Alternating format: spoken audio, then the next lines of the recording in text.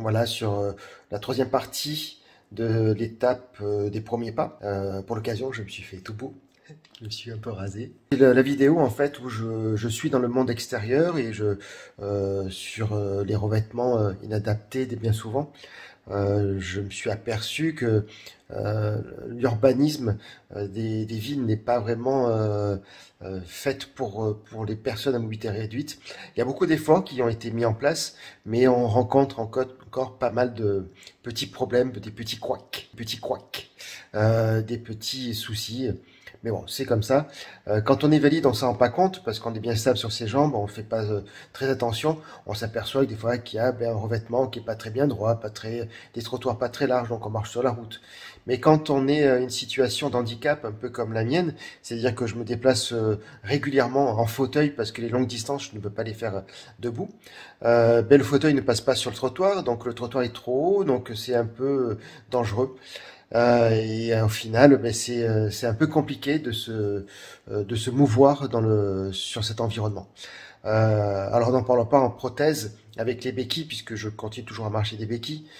C'est des fois particulier. C'est ce que je faisais, des distances que je pouvais faire en 2-3 minutes. Aujourd'hui, il me faut bien 5-6 minutes, voire 2 à 3 fois plus de temps, parce que je n'enchaîne pas les pas comme j'aimerais faire. La vitesse n'est pas aussi rapide non plus, la dextérité n'est pas. Mais d'abord, on va commencer par le générique.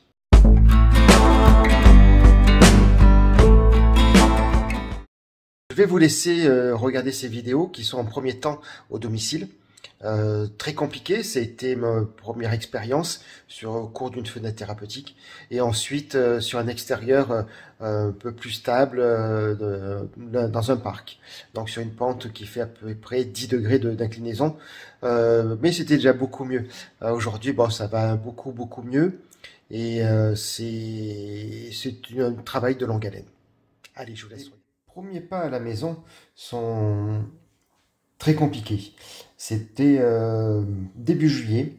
J'avais eu droit à une fenêtre thérapeutique pour me couper un peu du centre hospitalier et retour à la maison.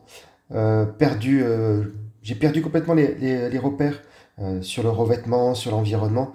Assez compliqué pour retravailler, mais c'était indispensable de se mettre en condition au domicile. Donc le carrelage, l'environnement, les obstacles. Il fallait travailler régulièrement que je marche. Donc voilà, là on est dans les débuts, oui, de juillet, donc sur le moment où c'était le début de la marche, le début de l'équilibre. Euh, c'est, euh, on voit que je suis encore bien crispé sur mes béquilles. Euh, c'est pas sûr de moi. Le manque d'assurance.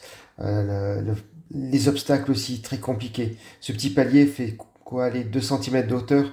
Il me fallait me concentrer, retrouver bien l'équilibre, poser le pied, ressentir les appuis de la prothèse. Très complexe, mais il n'y a que comme ça qu'on y arrive. Pour un résultat, voilà, mais quelques mois après, c'était fin octobre, quelques jours avant ma sortie définitive du centre. Et là, on est en extérieur sur le centre, sur un revêtement goudron avec une légère pente et beaucoup plus à l'aise, beaucoup plus rapide. C'est, euh, je regarde moins mes pieds, je regarde un peu plus devant, tourner la tête aussi, voilà. C'est regarder sur les côtés, ne pas euh, aller chercher le sens de l'équilibre. Ça, c'est le plus gros travail. Mais voilà, tout se fait. Hein, comme je dis à chaque fois, no pain, no gain. On n'a rien sans rien. Il faut travailler, marcher. Moi, quelle satisfaction de pouvoir se déplacer, se retrouver debout comme avant. Et bien voilà. Je vous remercie beaucoup de m'avoir suivi euh, sur ces différentes étapes. Si vous avez eu l'occasion de regarder les 3 parties, je vous remercie beaucoup de me suivre et voilà, si vous voulez vous abonner à ma chaîne pour voir maintenant l'évolution de tout ça. Bien sûr, je vais pouvoir vous montrer d'autres choses beaucoup plus sympathiques que la période très hospitalier, euh, très rééducation. et voir un petit peu sur le quotidien, ce que je rencontre et partager avec vous tous ces moments qui peuvent être aussi bien désagréables que très agréables. Et j'espère surtout d'avoir de très très belles choses à vous faire découvrir. Je vous remercie et puis je vous dis à très très bientôt.